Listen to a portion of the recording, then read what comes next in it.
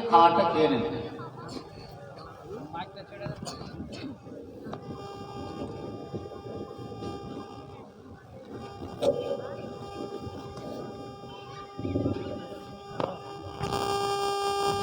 السلام علیکم ورحمۃ اللہ وبرکاتہ۔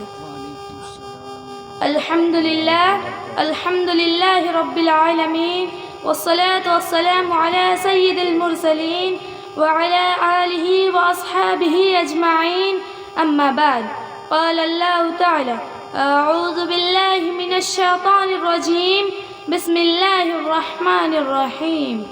الرجال قوامون على النساء، قال النبی صلی اللہ علیہ وسلم النکاح من سنتی قل من رغب عن سنتی فلیس منی۔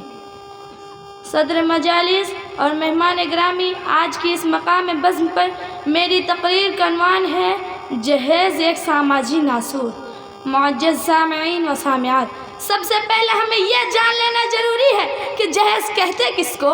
اردو میں اسے جہیز کہا جاتا ہے اور انگلش میں اسے ڈیمانڈ کہا جاتا ہے، یعنی جہیز اس سامان کو کہا جاتا ہے جو دلہن کے باپ سے دلہا زبردست ادا کرتا ہے۔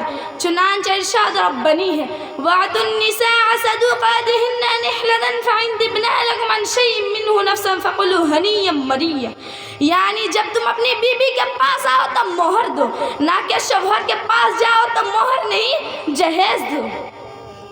اللہ کے نبی صلی اللہ علیہ وسلم نے ارشاد فرمایا یا معاشر الشباب من استطاع منکم الباءۃ فلیتزوج فإنه اغض للبصر واحسن للفرج ومن لم يستطع فعله بالصوم فإن له وجاءۃ۔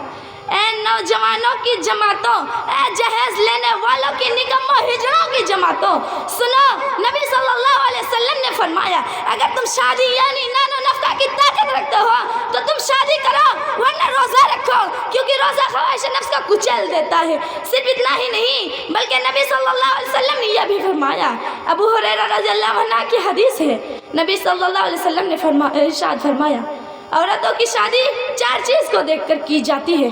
نمبر 1 حسن جمال، نمبر 2 مال و دولت، نمبر 3 حسب و نسب، نمبر 4 دینداری۔ اے ابو ہریرہ تم دیندار کو لازم پکڑو۔ معزز سامعین و سامعات، شاید ہی کوئی ایسا دن گزرتا ہوگا کہ آج فلاں مقام پر کسی معصوم لڑکی کو زندہ جلا دیا گیا، فلاں مقام پر جہیز کے لیے ایک نوجوان اپنی نئی نویلی دلہن کو پیٹرول چھڑک کر موت کے گھاٹ اتار دیا۔ صرف اتنا ہی نہیں، جب ہم ان خبروں کو پڑھتے ہیں تو بے ساختہ دل یہ پوچھتا ہے وقال الشاعر رسم جہیز نے مار دی بے شمار بیٹیاں، رسم جہیز نے مار دی بے شمار بیٹیاں، اب تو اس رواج سے ہے بیجار بیٹیاں۔ کیسے ہم انہیں جہیز دے کیسے شادیاں کریں جس غریب باپ کی ہو 2-4 بیٹیاں۔ بیائی زمبے قتلن، کس گناہ کی وجہ سے اس معصوم لڑکی کو زندہ جلا دیا گیا؟ آج معاشرے میں جہیز کا اتنا چرچا ہے کہ یہ غریب باپ کی نیند اڑ جاتی ہے، ہر لمحہ سانپ بن کر ڈسنے لگتا ہے۔ اگر والدین اپنی گلاب جیسی بیٹی کے لیے کوئی مناسب رشتہ تلاش کرتا ہے تو جہیز کی لعنت اس امید نے پانی پھیر دیتا ہے۔ اگر کوئی والد اپنی بیٹی کو کسی انسان کے ہاتھ میں دیتا ہے تو انسان سمجھ کر ہی دیتا ہے، لیکن وہ بے رحم داماد اس لڑکی پر ظلم و ستم کو ڈھانے لگتا ہے، تب باپ کو احساس ہوتا ہے میں نے اپنی لخت جگر بیٹی کی شادی کسی انسان سے نہیں بلکہ کسی درندوں سے کرا دیا ہے۔ جہیز کے خاطر لڑکی کو مت جلاؤ، جہیز کے خاطر لڑکی کو مت جلاؤ، اگر واسطے میں مرد ہو تو کما کر کھلاؤ۔ ارے لڑکی والوں سے رقم لینے والوں، شرم کرو، حیا کرو، تمہیں ہوش کب آئے گا؟ آج ہم یہ کہتے ہیں ہمارا بیٹا ڈاکٹر ہے، ہمارا بیٹا انجینئر ہے، ہمارا بیٹا گریجویٹ ہے، اس لیے ہم اپنے بیٹے کے شادی میں ڈیمانڈ چاہتے ہیں۔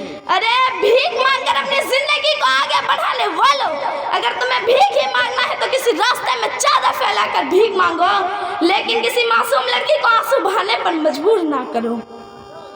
معزز سامعین و سامعات، اب میں آپ کو ایک ایسی واقعہ کی طرف لے جانا چاہتی ہوں جس کو سن کر تمہارا دل بھی حرکت میں آ جائے گا۔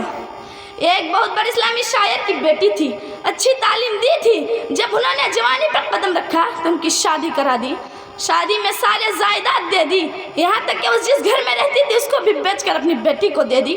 तब बाप अपने बेटी के कान में कहता है, हमारी बेटी मेरी लाडली इस घर से जा रही है, दोबारा मत आना, मैंने तुम्हारे डिमांड के लिए इस घर को भी बेच दिया है।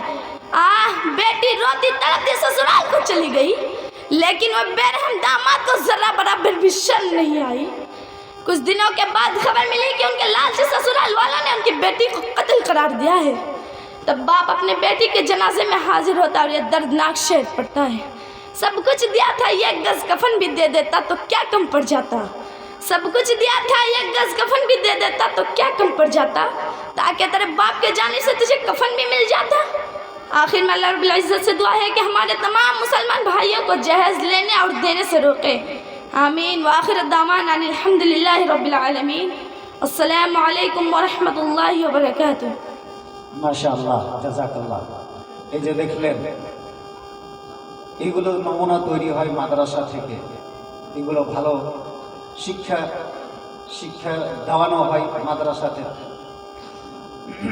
সত্যি মানে মানুষের শরীরের রুমা খাড়ো হয়ে যাওয়ার মতো বক্তব্য ছিল এটা, যদি বুঝতে পেরে থাকেন।